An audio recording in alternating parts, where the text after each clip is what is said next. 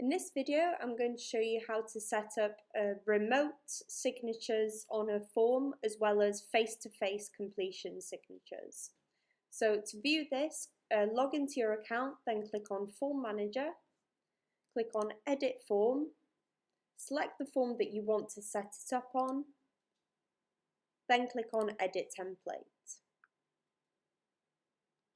Now if we scroll to the bottom of this form, there should be a client signature field. Now this is perfect if you wanted the client to fill it in face to face on the day, or even if you wanted to send the form for them to complete remotely. But what it doesn't have is somewhere for the therapist or a member of staff to sign as well. So if you were completing this form face to face, you would want to have the client signature field here, and you would want to add the exact same signature field again.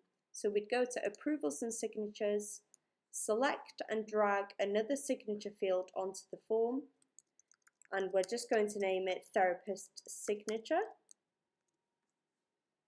Change it to mandatory, add field, save the form. Now if I just show you what that looks like. So this is if the client and the therapist were both completing the form face to face or at the same time on the same device.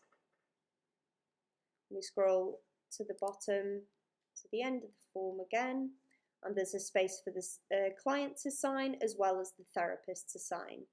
Now say this form is going to be sent remotely and it's going to be sent to the client to complete first, but then you wanted to send it on to the therapist to complete.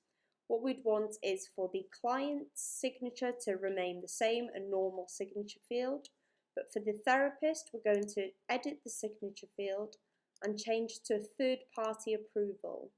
Now if you already know the email of the therapist or beauty salon, aesthetic salon, etc. that you want to send it to, you can enter it in the third-party approval settings here. So we'll enter the email, so we'll put info@examplesalon.com. Third-party name, again just a name for the third party, for the therapist or the salon. Click on Save Changes and click on Save.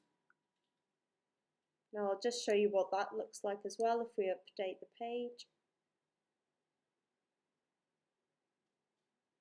So this is if the client was completing the form first, remotely, they would sign, and then when they click submit, that would send the form onto the therapist's email that we set up, and they would be able to open up the form and sign just as so as well.